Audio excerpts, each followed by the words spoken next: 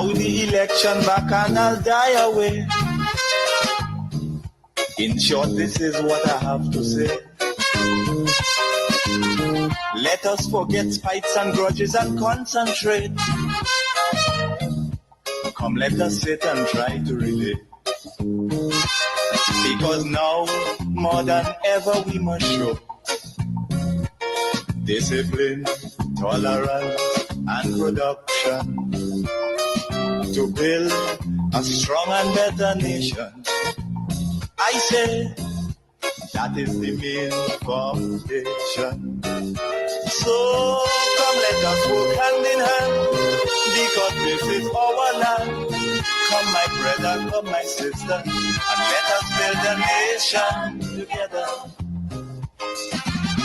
Ooh. Come, my sister, come, my brother, and let us work hand in hand to build a nation together. A nation that we all can feel proud of. We want a better place for our children and children. That is what we are striving for. We want to create something better for them. We want to work overnight to make sure that that happens, right? And that is exactly what we are doing. In fact, I want to say to you that those critics, the NNP bandwagon, they are running out of negativity. They are running out of negative things to say. They just can't attack anymore. They have been doing that consistently so since the NDC got into power. But it seems as though they're running out of steam. Because you see, after a while, with all the positive things that are happening, it would drown out the negative people, the haters, those who always want to criticize and attack.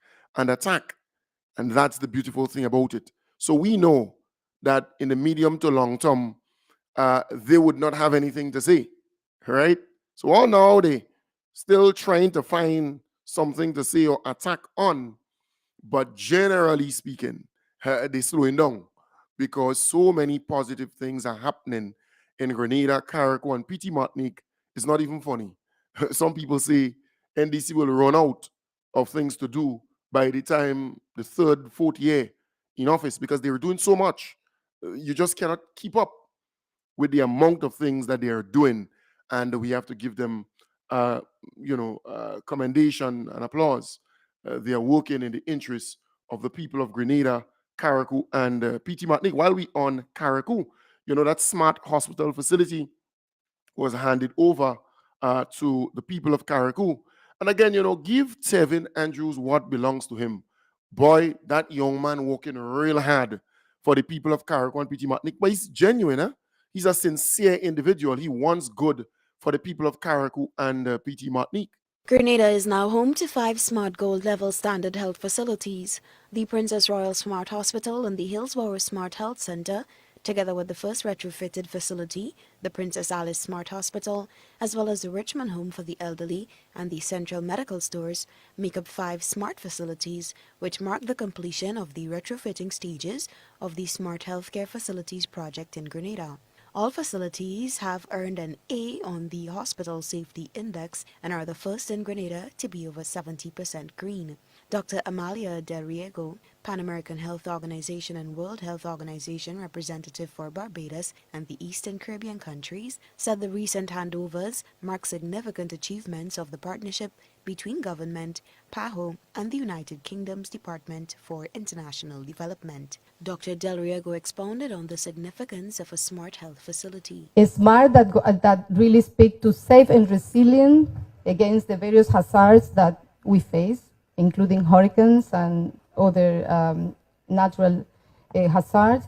More sustainable, which means the facilities will use less water and electricity to run. We will have less footprint to the environment and less damage to the environment, so therefore making our contribution to reducing the effects of climate change. And more functional, with improved patient flow. That is a very important feature. Resident British Commissioner to Grenada, Victor Clark, said the UK chose to fund the project for a number of important reasons.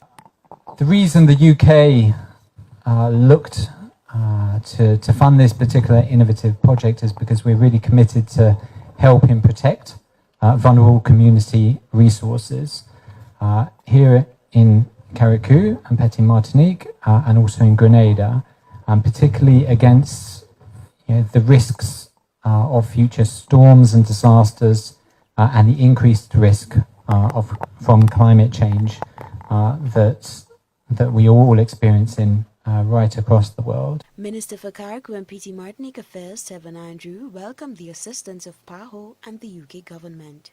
But let me just put on record my thanks on behalf of the people of Carriacou and Petit Martinique and the staff of the Princess Royal Hospital and the Hillsborough Health Centre, how grateful we are to the people and government of the United Kingdom and of course the PAHO for implementing this project. We really appreciate the efforts that you have made and of course look forward to other partnerships as we transform or continue to transform our healthcare system on the island of Carriacou and Petit Martinique and by extension Grenada.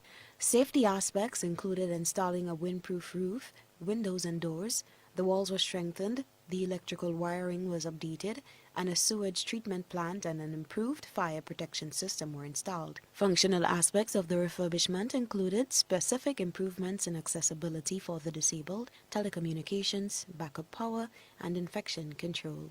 Reporting for GBN News, Beverly Telesford. Yes, say what you want about that young man in Carriacou. Boots on the ground. He's serious. He means well for the people of Carriacou and Petit Martinique, and he's going the extra mile to get stuff for the people of Carriacou and Petit Martinique. And the focus on health is significant because if you can improve the health facilities in Carriacou, then they don't need to come down to Grenada for every living thing. Right? So they bring it up to that standard. And folks who are in the diaspora, Carriacouians and Petit Martiniquans, they would be willing to come back home and build and stay because the facility will be up to mark. And I really, really love that. I want to commend the Honorable Tevin Andrews. I think he's doing an excellent, excellent job of getting stuff for the people of Carriacou and Petit Martinique. Only recently, he traveled to the United States. And boy, within no time, things start coming already, You understand the point? Yeah, things start coming. So let me play another piece of what he has been able to achieve.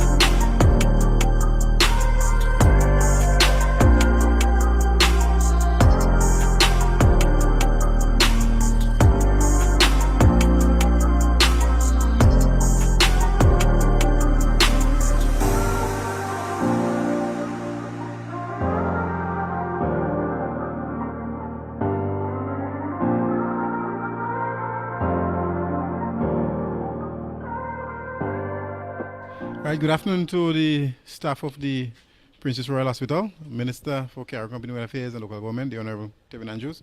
It's a pleasure to be here once again to demonstrate the importance of the diaspora in assisting the needs of Carriacou. So the ministry will receive some stuff via the U.S. diaspora persons in the name of Lynette Bino and others, passed to the Minister for Carriacou to distribute to the hospital. So this afternoon we are doing a formal handover of the materials to the hospital. So I will turn over to the Minister to make his comments and to officially hand the stuff to the hospital. All right, thank you, P.S. Williams, Administrator, Mrs. McLawrence, Nursery, and of course, Dr. Caesar, who's here today. And I want to use the opportunity as well to encourage other citizens in the diaspora to support the efforts by the government of Grenada through the ministry to support the Princess Royal Hospital with much needed medical supply and equipment and so on, so that we can better serve the general public. And this is what it's all about. Government cannot do everything on its own, and with public-private partnership and the Grenada Diaspora, the Carriacou Diaspora, PT Matnick Diaspora will be able to do wonders. And by this, we officially hand over these supplies to the Princess Royal Hospital and hope that it is beginning of many, many other partnership. I know that the diaspora has been supporting the hospital, and we want to thank all of those who have, all of the groups and individuals from the diaspora who have been supporting Princess Royal Hospital and the people of Carriacou and PT Matnick. So we really appreciate it. Yeah. Minister for Carriacou and PT Matnick Affairs, Honorable Tevin Andrews, Permanent Secretary, Mr. Javan Williams, staff of the Princess Royal Hospital. I would like to express gratitude on the behalf of the Ministry of Health and the staff of the hospital for the persons in the diaspora for once again donating to the Princess Royal Hospital. And I would just like to express our gratitude over the years. We have been receiving mostly from persons from the diaspora, and I would just like again to ask other persons to continue to support our efforts at the hospital. Thank you.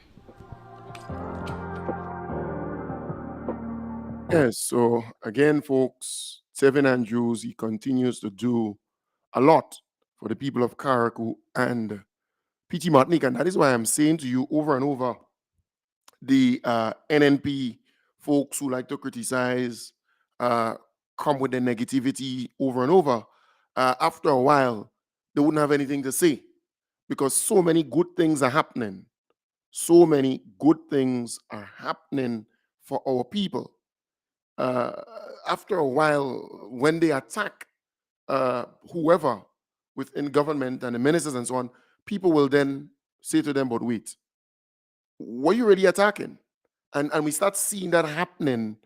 I give you an example.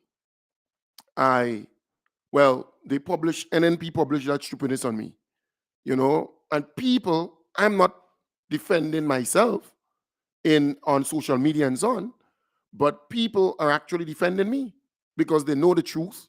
And they're in other words, those who are negative and those who are trying to attack me, they are now feeling the wrath of the people. And that is what will happen with those ministers of government, and because they're doing so much things, after a while, those negative people, those haters, they would not be able to attack anything, because people will be able to say, but wait, look at what the minister did here, there, and everywhere. So keep doing what you're doing. And I say to you over and over, once you remain positive, once you remain focused, and you bring benefits to the people, you ain't have no problem. Grounded, boots on the ground, boots on the ground. That's important. Keep your feet on the ground, boots on the ground. That is important. So let me again feature the press conference, because I think people need to know what was said, have a greater appreciation of it. I did that last night, but we for this morning. Without further ado, I hand over to our Prime Minister, Honorable Deacon Mitchell.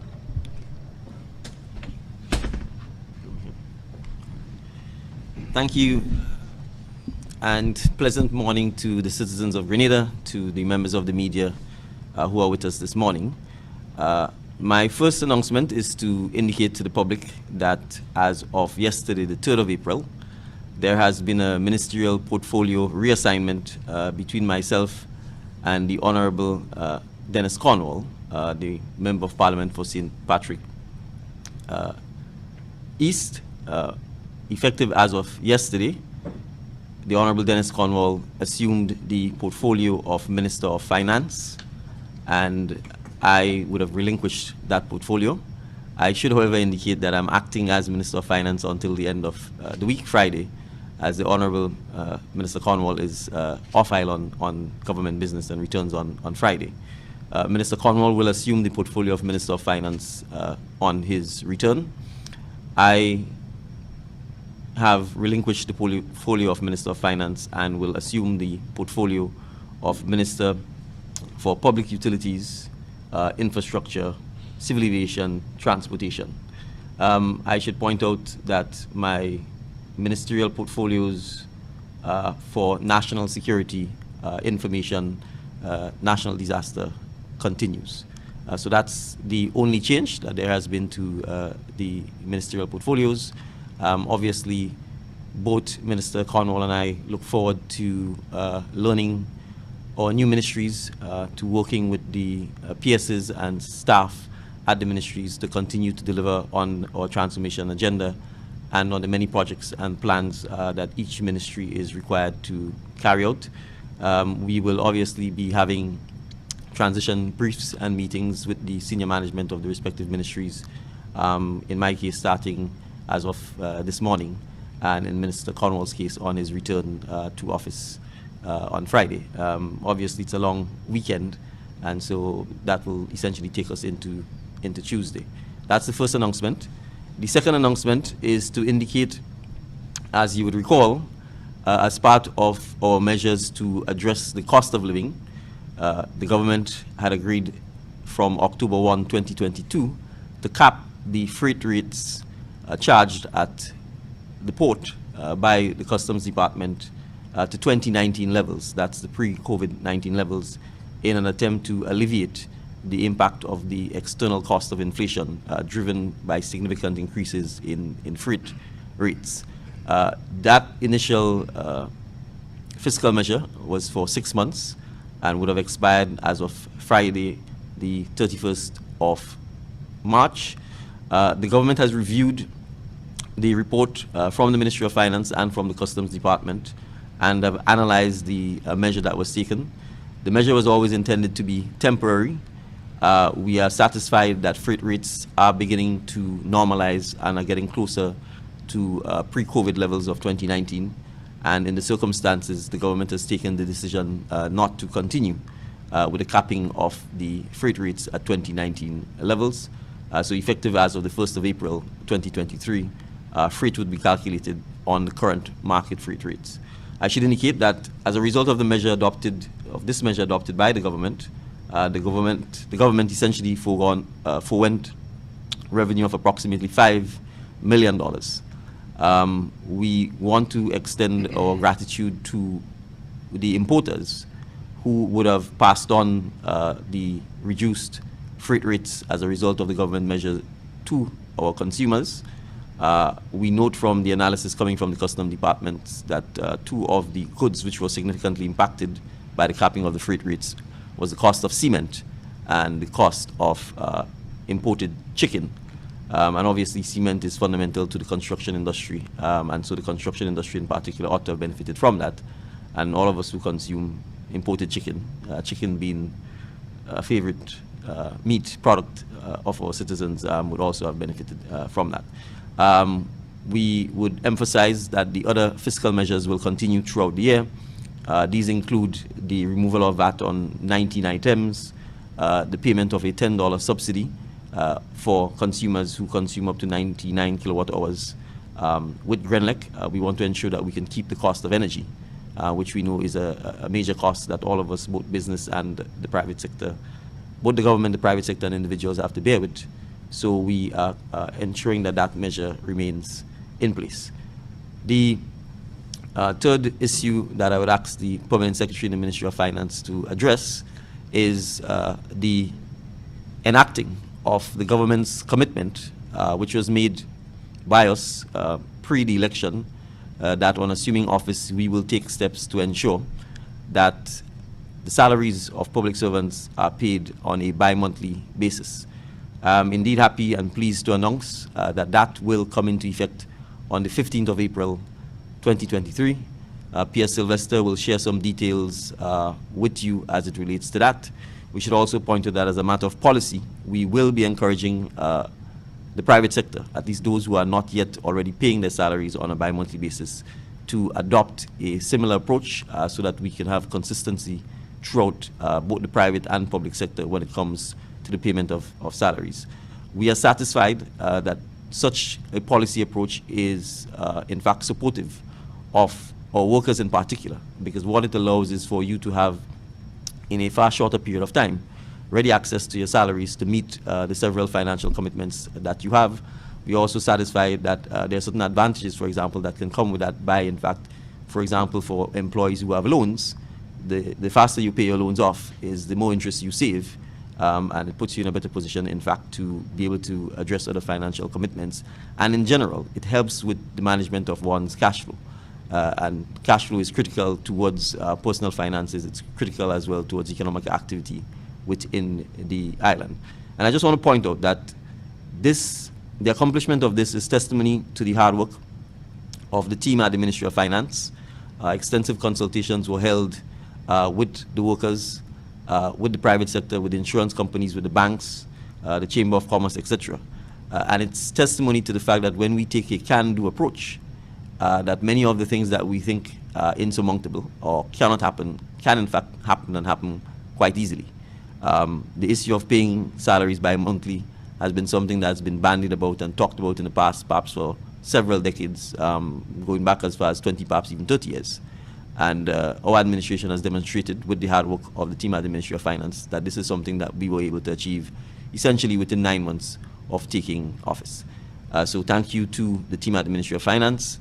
I am going to say to all of the public servants, congratulations. You, in fact, will be paid more often. You will be in a position to meet your commitments faster. And crucially, as you're aware, we signed the collective bargaining agreement for the period 2023, 2024, and 2025 with the Grenada Union of Teachers last Wednesday.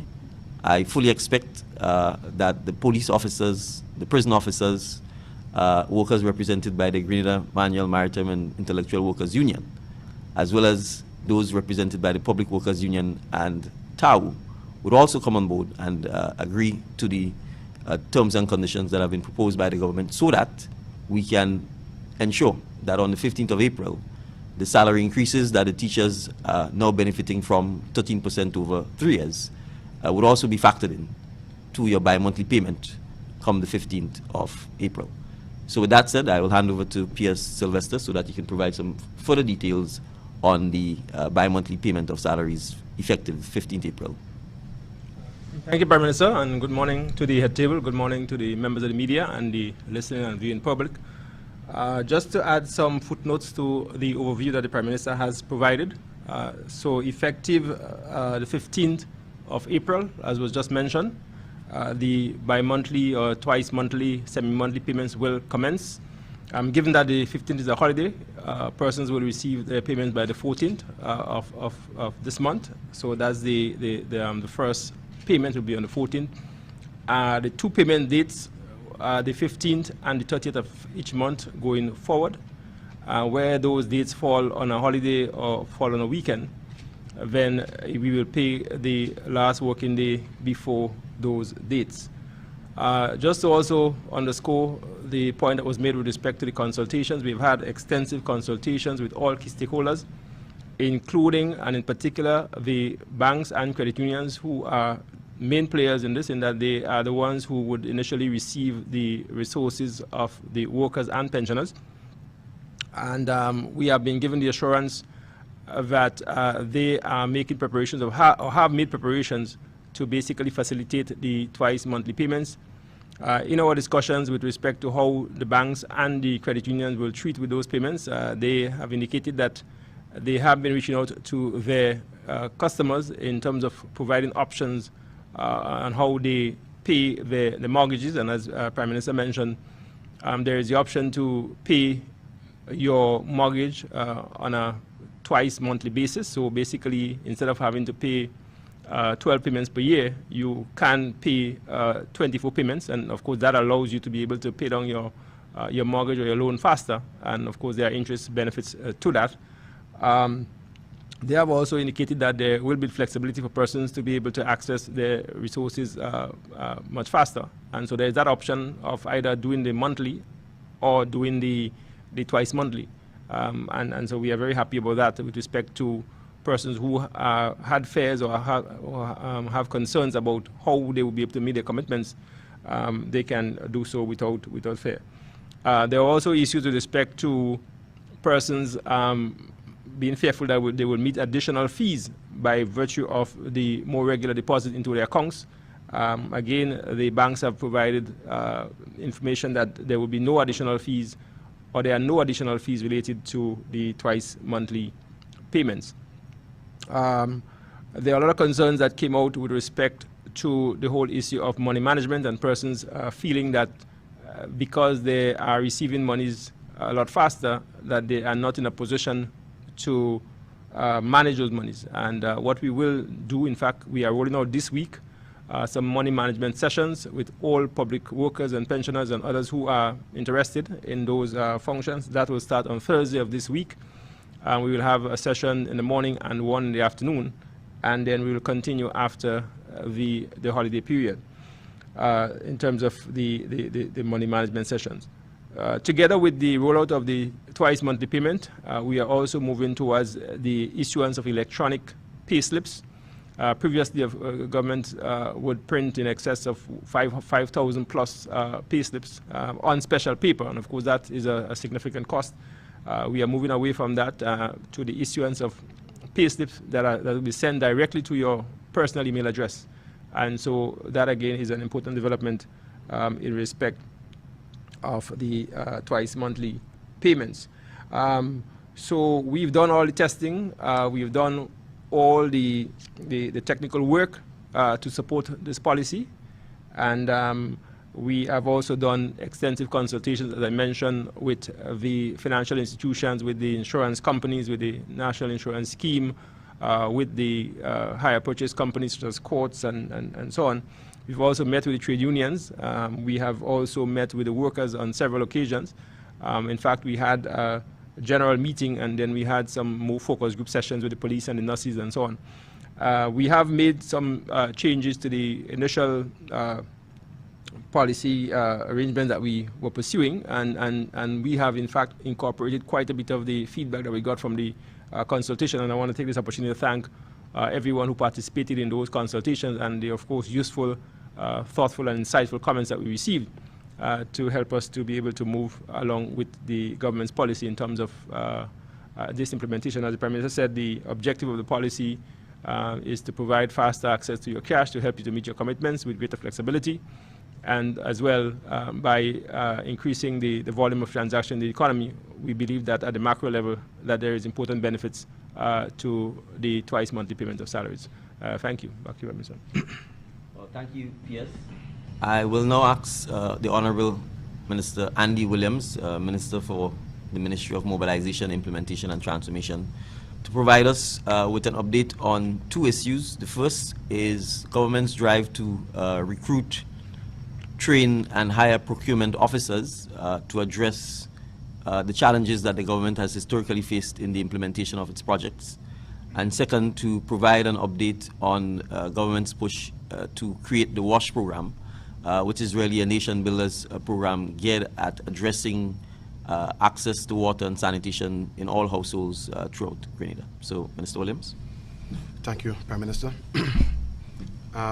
So, Nation Builders is designed to function as a platform that encourages a think tank, a mobilization unit, and a driving force for executing community-based and volunteer-based projects.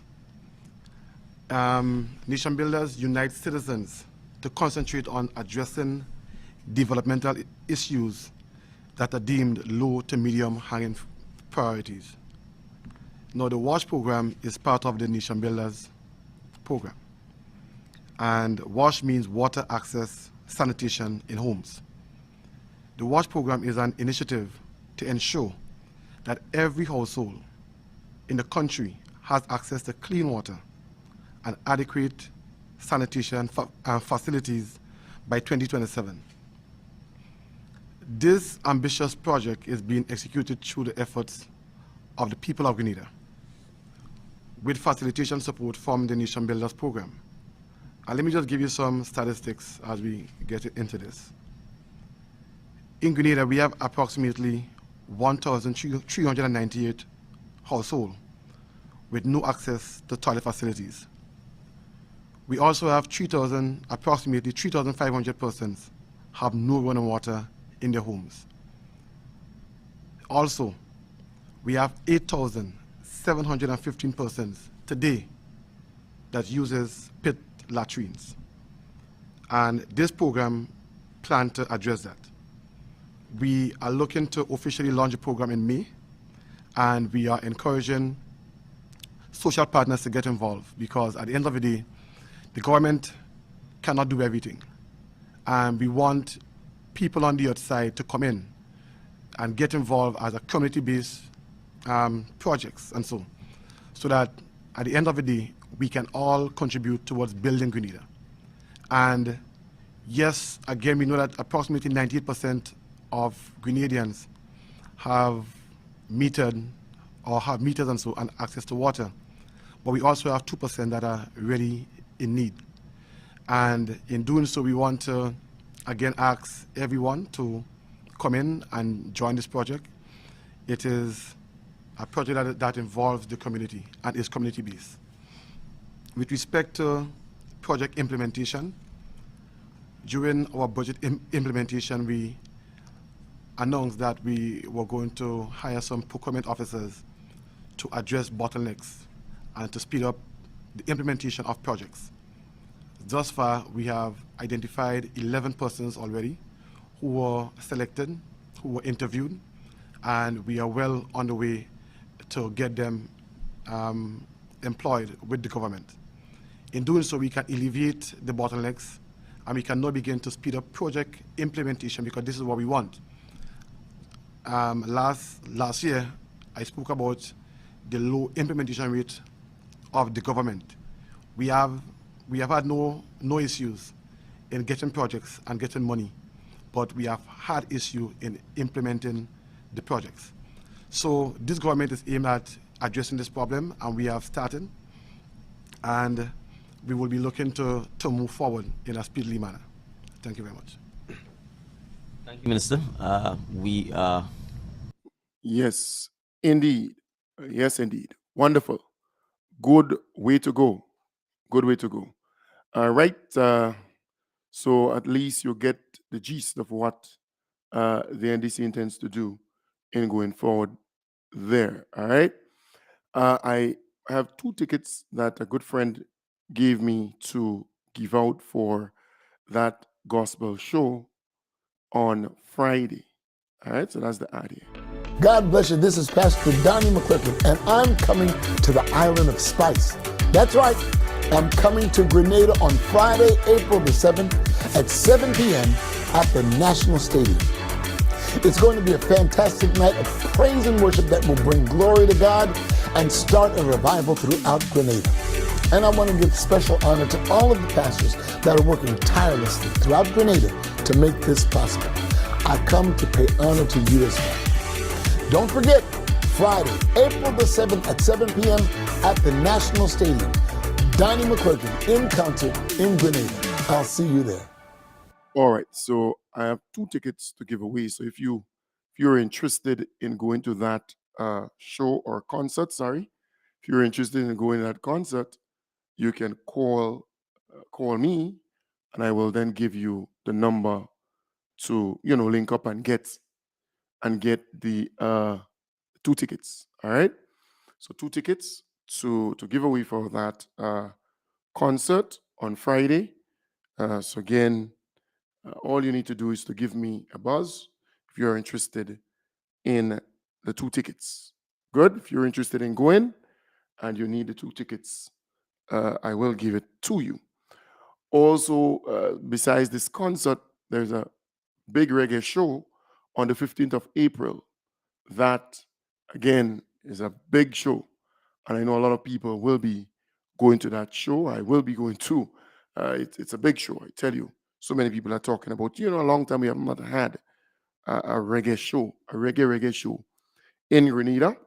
So I want to big up Steve Duncan and the team for putting on such a show. All right, people are talking about it. Beautiful. Folks, again, I want to encourage you to continue to remain focused, keep your eyes on the prize, because a lot of things are happening and you don't want to lose sight of all the positive things that are happening around us here in Grenada, Carriacou, and PT Martinique, because those on the other side, they want me and you to focus on the negative stuff. But we are not interested in that, which is a really good approach to take. We are interested in the positive things that are coming for Grenada, Carriacou, and the PT Martinique. And once we remain focused, once we keep our eyes on the positive stuff, those who continue to attack the NDC on very, simple things in some cases that are good for Grenada, after a while, you will not hear from them. After a while, they would run out of attacks or things that they want to critique. And look, criticism is good, but it must come from a genuine place. If you really love Grenada and you want to see Grenada move forward, you might criticize by saying, well, look, this is bad, and here is my suggestion or recommendation. But you can't tell me that you're an NNP supporter and you'll be out there attacking, criticizing the government and not putting forward solutions, not putting forward recommendations or how you could improve that thing. Because the NNP is very good at criticizing, tearing down, pulling down. They are very, very good at that. It worked for them in the past, but because this government is doing so much of good things for the people of Grenada, Carriacou, and PT Martinique, they are not able to survive in this current climate, because people are now able to see through them and say, but wait, the government made promises, they're fulfilling those promises, and they're going the extra mile to bring prosperity, to bring opportunities to our people. Why then do you continuously criticize the government? Why then do you attack the government over and over and over like that? You see? So again, we need to understand positivity will drown out the negative thinkers. And it's a mindset that needs to change, because there are some people who believe by calling a radio program and attacking or criticizing something, they're doing something good. They believe that. But nowadays, people are so in tune with what's happening throughout Grenada, because say what you want, those members of parliament, ministers of government, and so on, they're doing a good job now with their PR, social media presence, GIS, just name it. They're out there and they're capturing the moments, all the momentums on. So people are now able to see. They know what's happening. They're abreast with what's happening in this country and around them. And I really want to applaud the NDC. I want to applaud them. Do what you have to do to build communities, to improve communities, to make people more prosperous, because prosperity is a good thing, a very good thing. But those NNP who always attacking, they're going to run out of attacks. They're going to run out of criticism because things are happening. A lot of positive things are happening in Grenada, Carriacou, and PT Martinique. And I want to encourage them to keep on with what they are doing, because it's connecting with our people. People are now able to say, yes, they do this, they do that, they're doing this, they're doing that. And that is what you want as we move forward. NNP is grabbing at straw. They're desperate.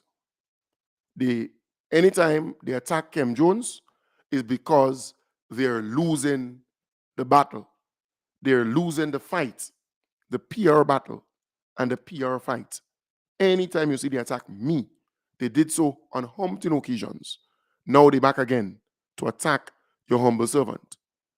But anytime they do that, you must know it's because they're losing the PR battle in Grenada, Karakou, and PT Matnik, and it's because I'm doing a fantastic job in promoting, marketing, pushing what our government is doing throughout the different constituencies.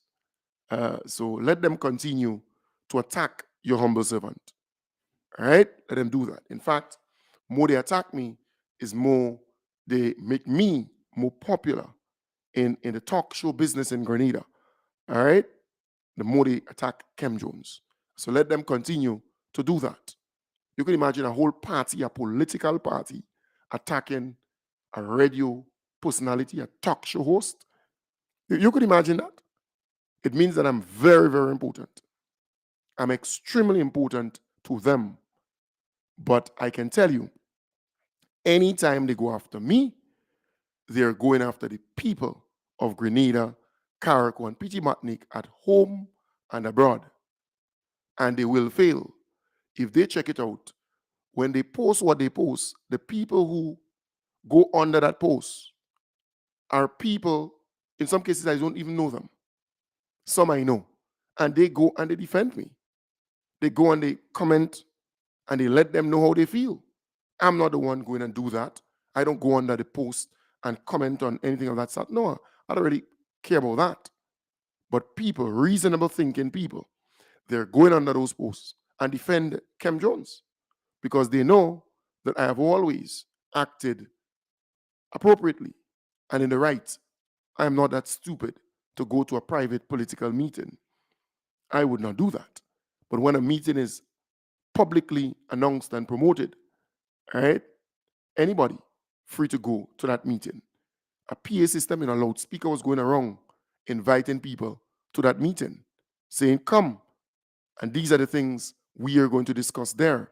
I'm a citizen of Grenada, and I have a right to be at any meeting, no matter if it's in Karakou or in St. Andrew or anywhere, once it's open to the public. If it is private, then I would not go. That's how I operate. I'm reasonable enough to know that I ought not to go in a private political meeting. I would not do that, right? But I will take legal action against those who publish that falsehood, that misinformation. And that's how I operate. And I am capable enough to drag them before court. And they know that. So, long rope for MAGA goat. Just a matter of time. All right? Folks, I want to thank you very much for being a part of the program.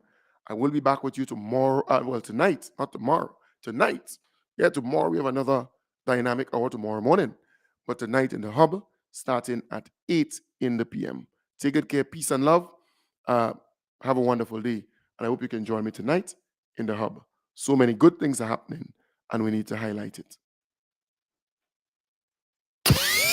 The proceeding